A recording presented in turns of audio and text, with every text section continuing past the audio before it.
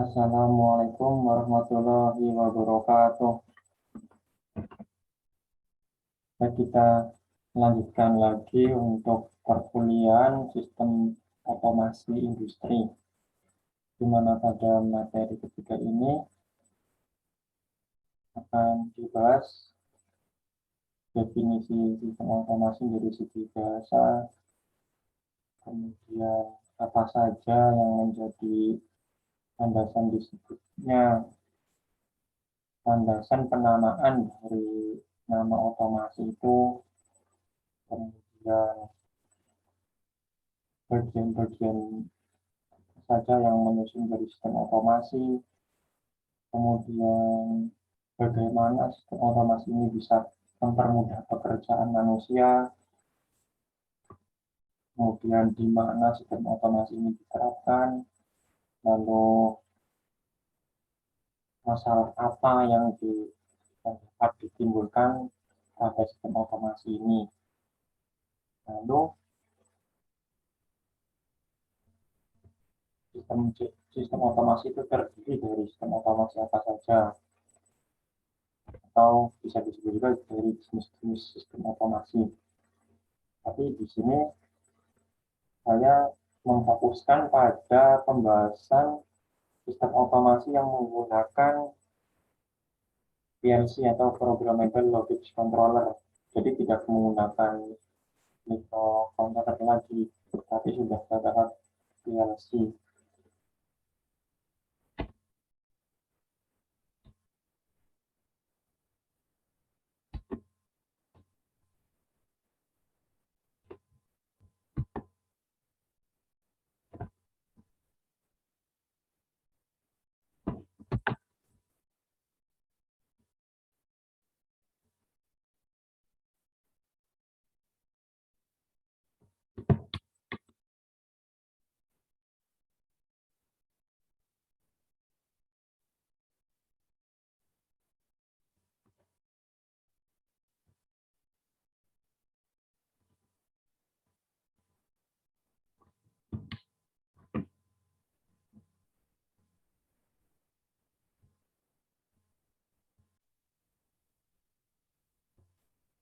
Secara bahasa, otomasi adalah belajar sendiri atau robotisasi,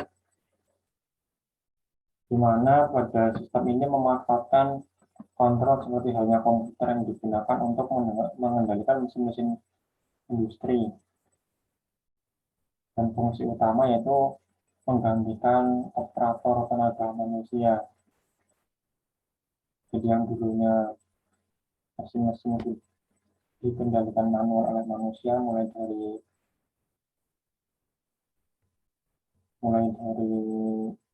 menghidupkan mesin itu sendiri, terus memprogram mesin, atau bagaimana menyeting mesin itu input berapa menjadi output berapa.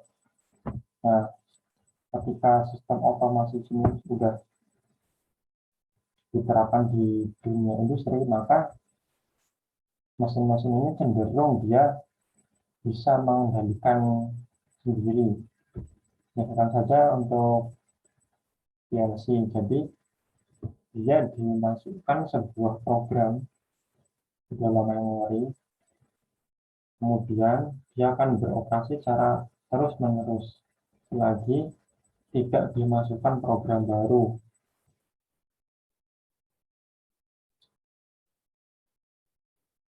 Program ini berbentuk diagram tangga atau ladder diagram, yang mana di dalamnya itu terdiri dari kontak NONC, timer counter, register. Nah, kemudian dimasukkan ke dalam memori di PLC. Di kontak NO itu dihubungkan dengan NO atau NC atau timer dan counter yang memiliki input, dihubungkan ke jenis-jenis peralatan input seperti limit switch, button,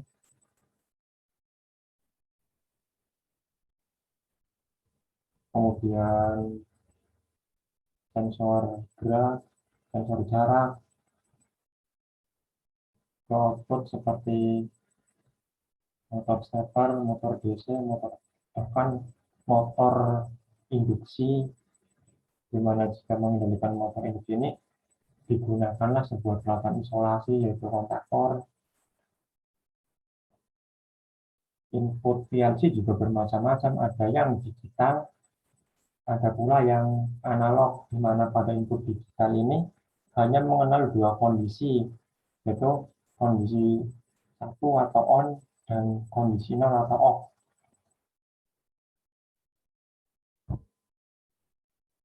Dimana untuk digital ini ya sudah dipelajari di mata kuliah sebelumnya, kalau nggak salah itu mata kuliah sistem digital atau teknik digital, itu sudah dipelajari bagaimana sistem digital itu bisa mengendalikan peralatan elektronika.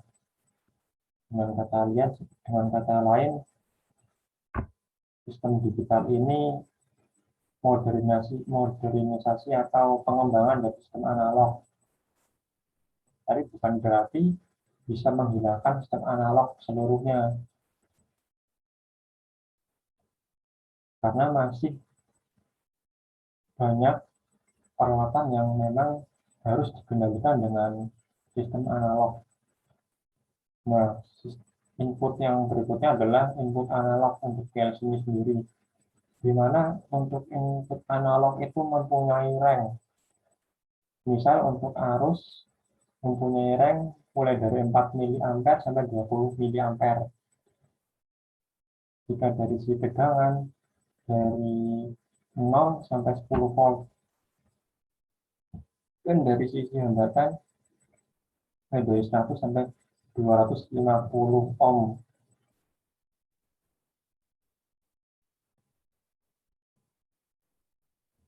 Berbeda dengan sistem digital hanya mengenal nilai 1 dan 0 saja, tapi sistem analog nilainya bisa bervariasi.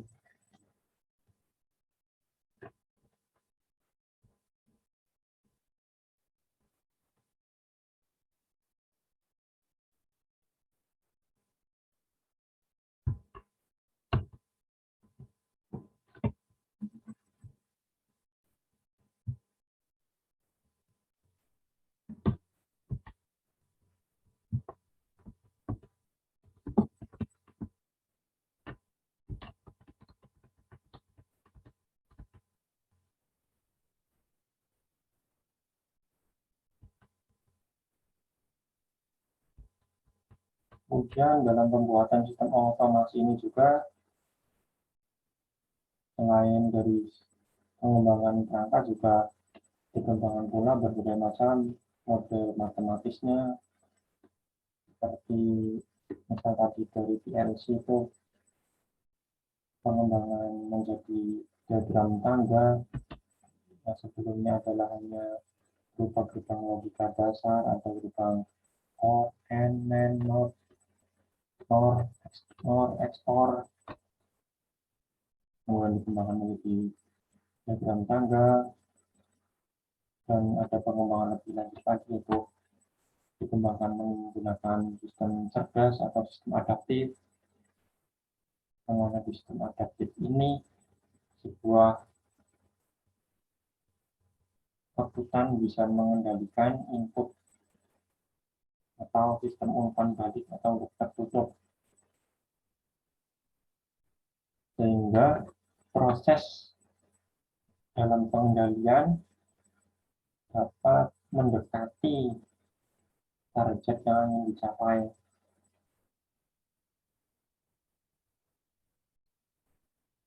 Tetapi meskipun sistem otomasi ini bisa menggantikan tugas manusia, belum 100% atau belum seluruhnya itu bisa menggantikan tugas-tugas manusia seperti penglihatan, pendengaran, posisi dari suatu orang, itu masih harus menggunakan dari tenaga manusia.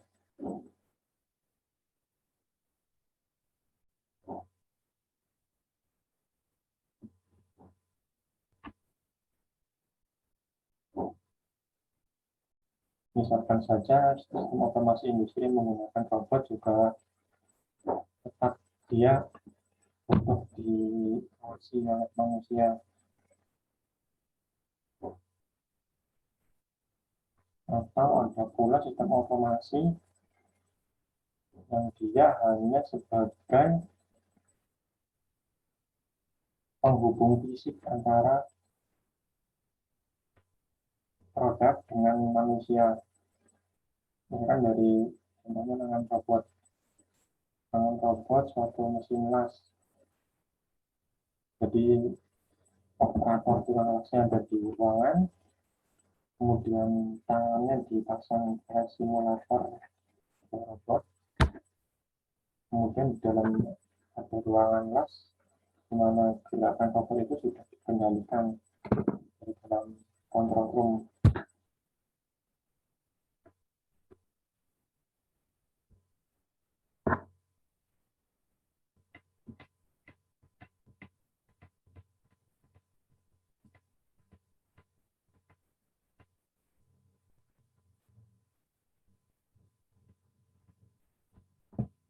Adapun kelemahan dari sistem otomasi ini yaitu jika mengalami troubleshoot dari sistem operasi komputer atau hardware otomasi itu sendiri saja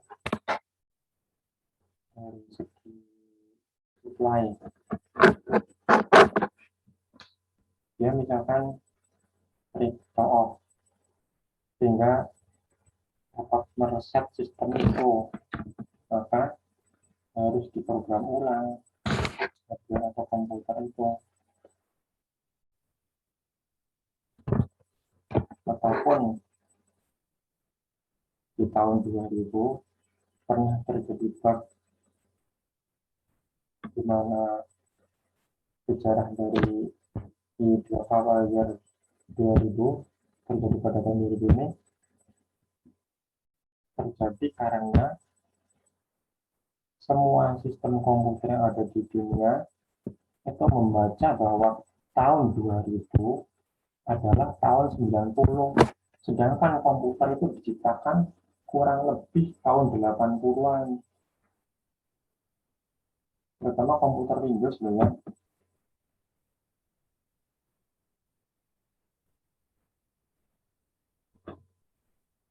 Jadi waktu pengaturan itu sistem komputer di dunia itu mengalami kekacauan. Jika di dunia industri ini sangat fatal, karena satu detik di industri itu sangat besar. Kemudian adalah human machine interface, di mana HMI ini adalah penghubung antara manusia dengan komputer.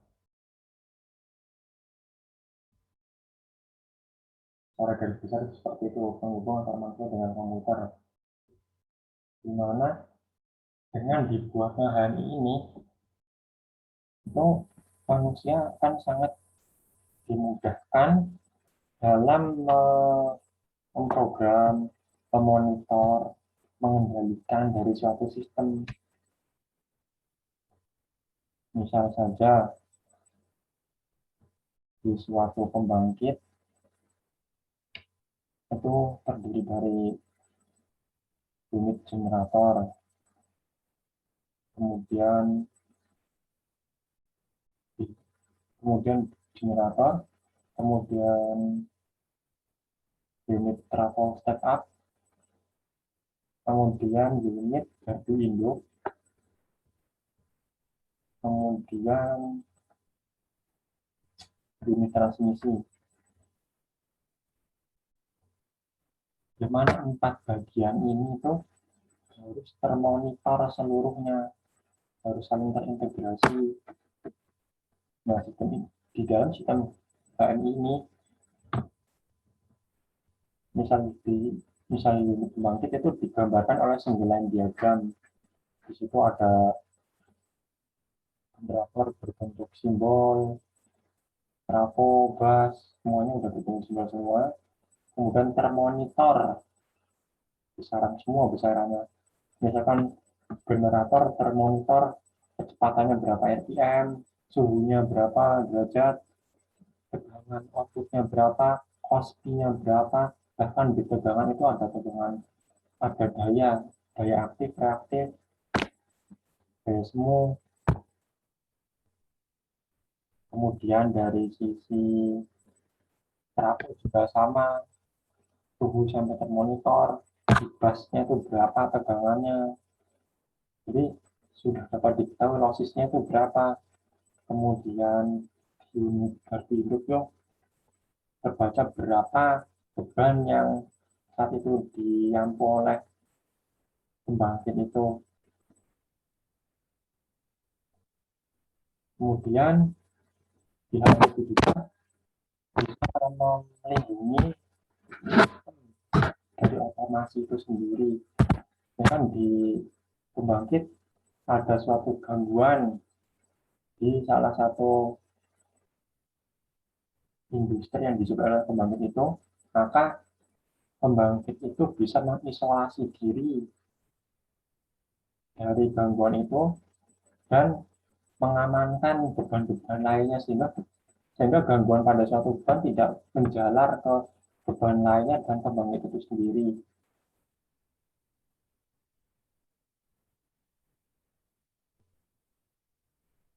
Dan hal ini biasa dikembangkan oleh berbagai macam aplikasi, misalkan untuk PLC jenis Omron dinamakan CX Programmer,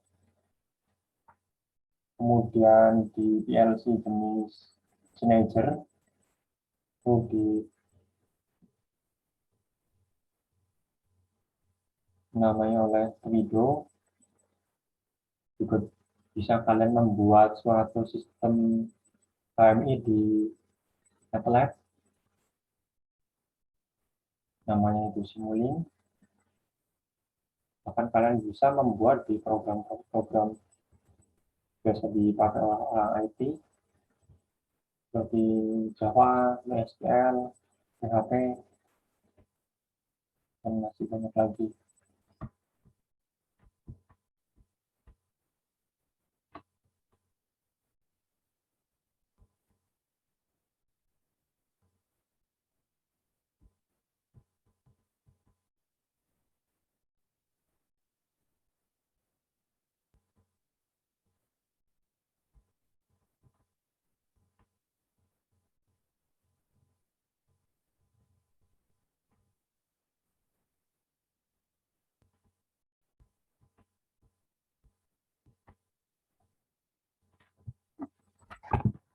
Karena otomasi ini melibatkan banyak program dan komponen elektronika yang mana sensitif terhadap besaran arus dan tegangan, maka dibutuhkanlah suatu maintenance yang rutin, mulai dari pemeliharaan preventif,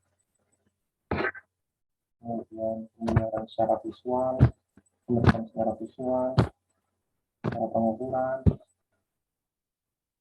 dan program pun sama harus dijaga dari misalnya bug, error,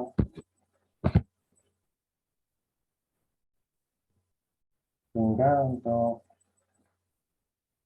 menerapkan sistem otomasi ini dibutuhkan skill atau keahlian yang benar-benar memadai. Jadi sebelum dilakukannya suatu otomasi di industri, ada baiknya sumber daya manusia yang ada di industri itu diberikan pelatihan atau training sebelum merubah sistem industri itu menjadi otomasi.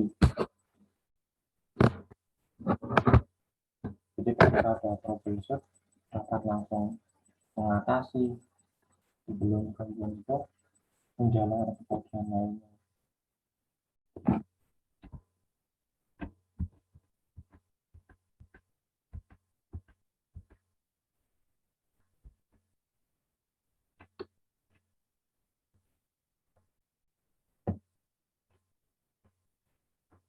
Kemudian otomasi ini itu dibutuhkan terutama karena keterbatasan dari manusia, terutama dari tenaga, dari fisik, dari ketahanan juga, kemudian bisa dari ketelitian,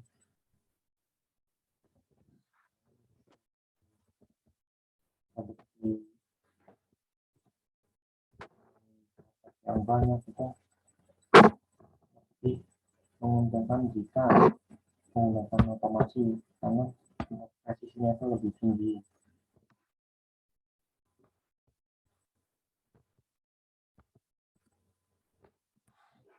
Dari segi tenaga, sistem otomasi jelas lebih unggul karena dia dapat dioperasikan non-stop 24 jam.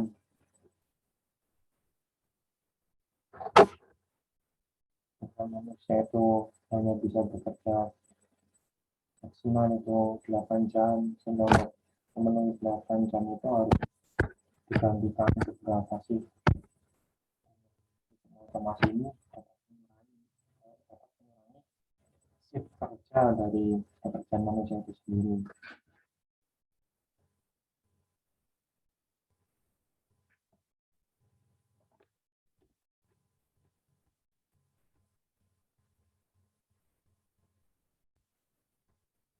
Kemudian otomasi itu selain dari sisi elektronikanya tadi juga dari sisi mekanik.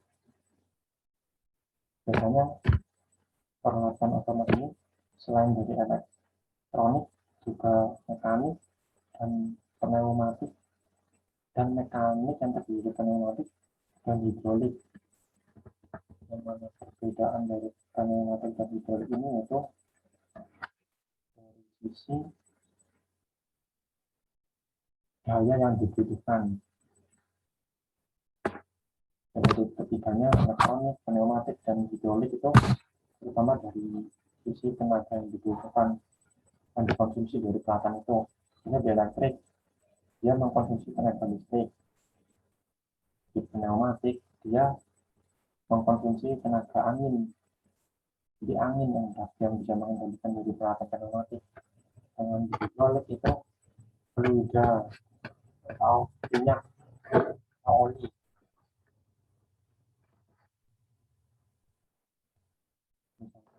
Peralatan pneumatik ini dari sisi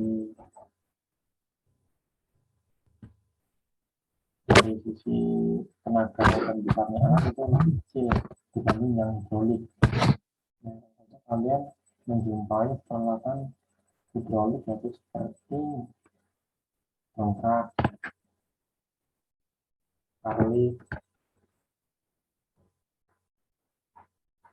kemudian pengangkut batu bara, itu sistemnya hidrolik. Kemudian jika peralatan pneumatik itu seperti silinder tunggal, double silinder, juga di peralatan yang seperti PLC, microphone tower, delay, timer, dan masih banyak lagi. Melakukan sistem otomatis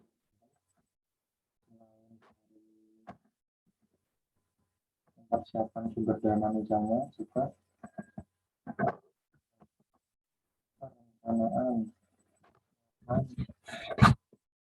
dan instalasi dan pemrograman dari otomasi itu sendiri.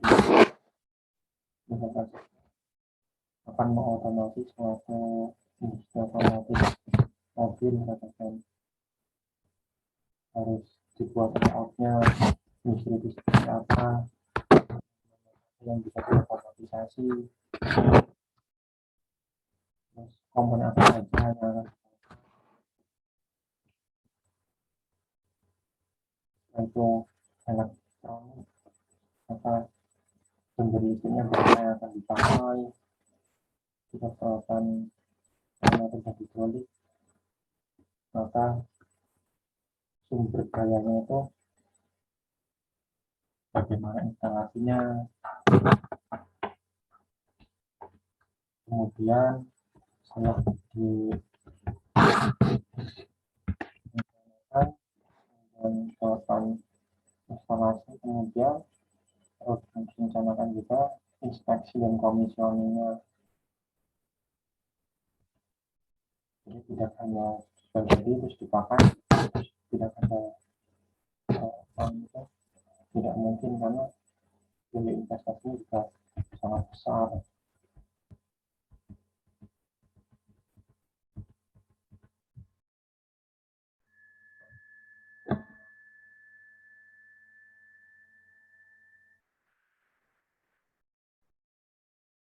Kemudian contohnya yaitu seperti buat tower, mesin pengisi minuman, mesin lock otomatis, sampai aplikasi apa pengaturan.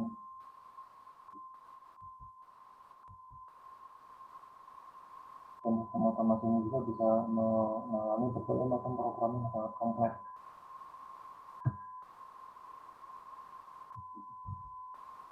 Bisa lebih dari satu variasi atau lebih dari satu siklus produksi, dan menangani berbagai macam siklus produksi.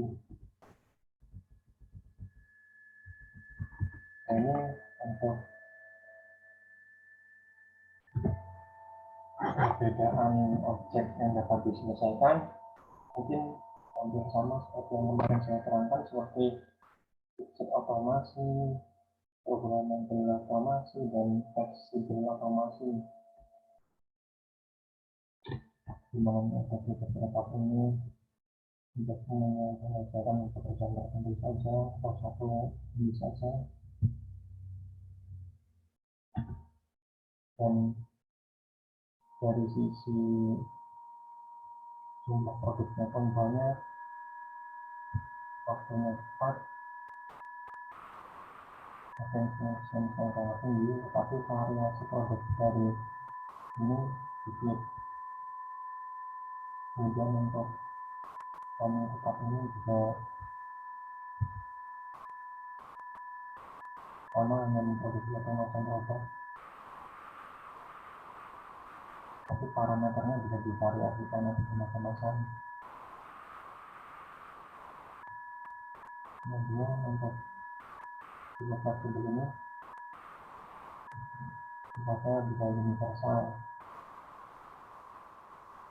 Kelebihannya itu bisa memproduksi berbagai macam produk dalam waktu yang bersamaan.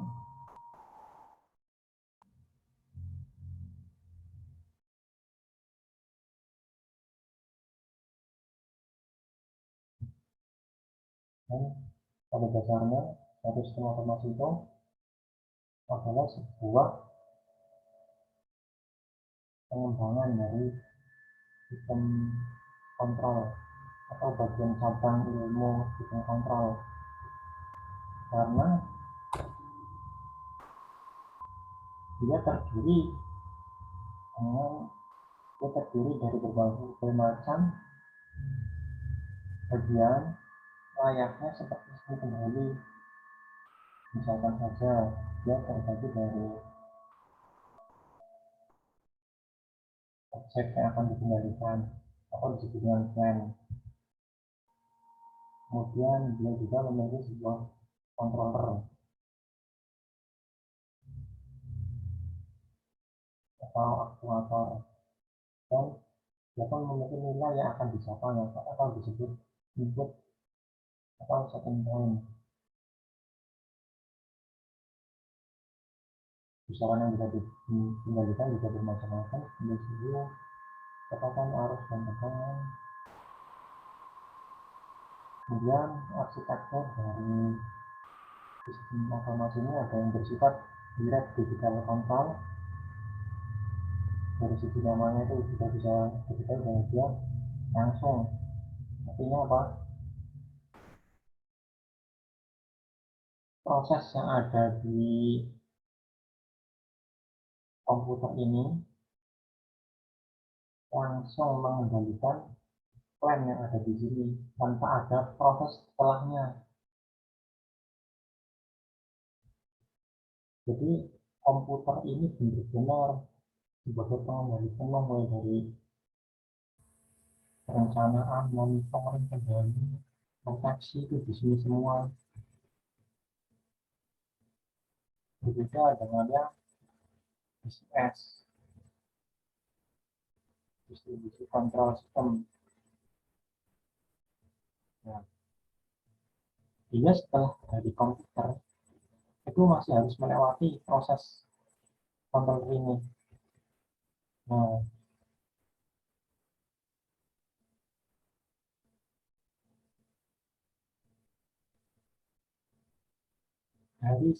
dari sisi ketahanan dan kecepatan itu di sini lebih unggul karena tidak banyak melewati berbagai komponen. Dia hanya melewati bus, kemudian misalkan I/O. Berbeda dengan DCS, dia harus melewati bus controller dan harus melewati bus ini. Jadi busnya ada dua, jadi dia masuk dalam proses. Terus kelebihannya apa? Perbedaannya dan kelebihannya masing-masing. Nanti jika ini itu kelebihannya dari waktu ke waktu, dari sisi biaya juga lebih murah sama lintas. Kemudian jika DCS ini kelebihannya adalah setiap proses yang terjadi itu bisa dimonitor di setiap komputer ini karena dia terhubung di bus local area network ini meskipun dia terpisah di bagian sistem proses kontrol ini, tapi dia interkoneksi di local area network ini di jaringan LAN ini. Nah, jika dari misalkan dari komputer ini terjadi suatu kerusakan sehingga tidak bisa mematikan di sini, maka bisa ditangani oleh komputer berikutnya ataupun di sini. Jadi dari segi keamanan itu lebih aman di DCS.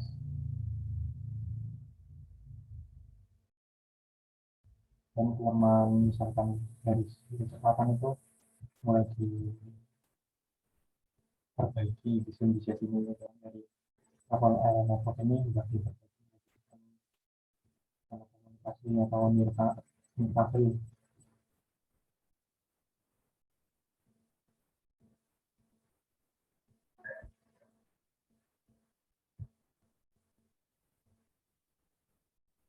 Kemudian industri pemakaian untuk di DCS dan di DC ini DCS itu sudah banyak, di DC itu sudah mulai banyak ditinggalkan.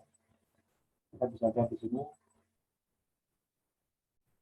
untuk di sini biasanya digunakan untuk industri dengan skala kecil dan variasi barangnya pun tidak terlalu banyak.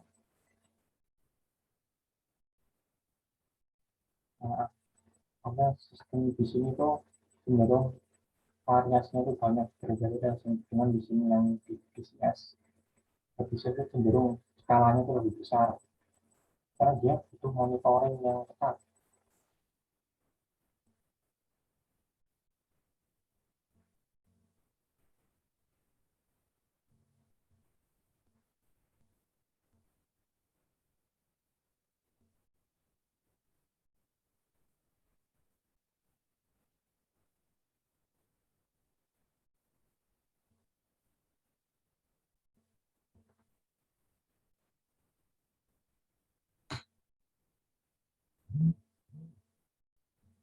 Kemudian ini adalah perkembangan dari sistem otomasi industri itu juga sebelumnya itu masih banyak menggunakan sistem kontrol PID, sekarang sudah banyak dikembangkan menggunakan wajah 5G dengan cara tiruan, bahkan gabungan dan kesempatan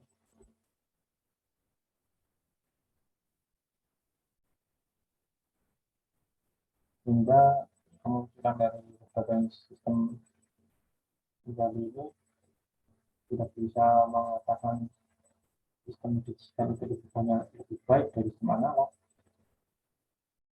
karena pada sistem Fuzzy ini dia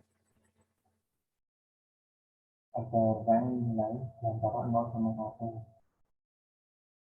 0,1, 0,2 seperti itu. Apalagi di jaringan cara tiruan ini dia lebih sampling datanya lebih banyak lagi.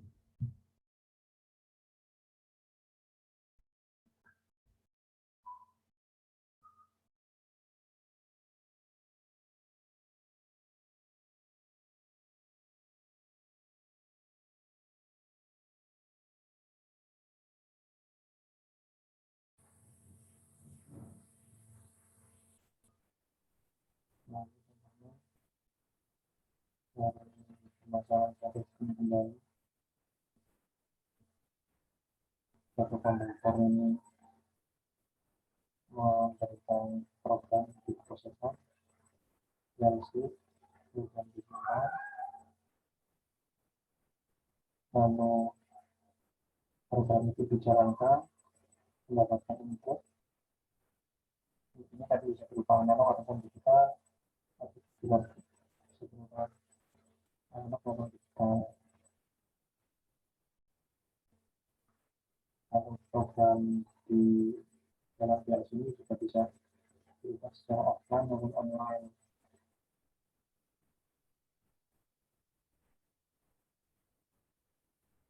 Kemudian untuk memudahkan monitoring dari status ini dibuatkan HMI di komputer ini.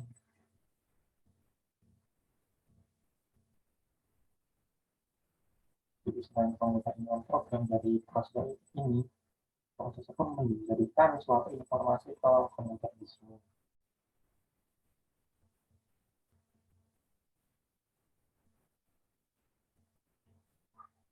Itu mungkin materi kuliah sistem otomasi hari ini. Saya berikan kuis untuk menguji berapa paham kalian dari program ini. Mungkin itu perkuliahan sistem otomasi hari ini. Kurang lebihnya saya mohon maaf. Wassalamualaikum warahmatullahi wabarakatuh.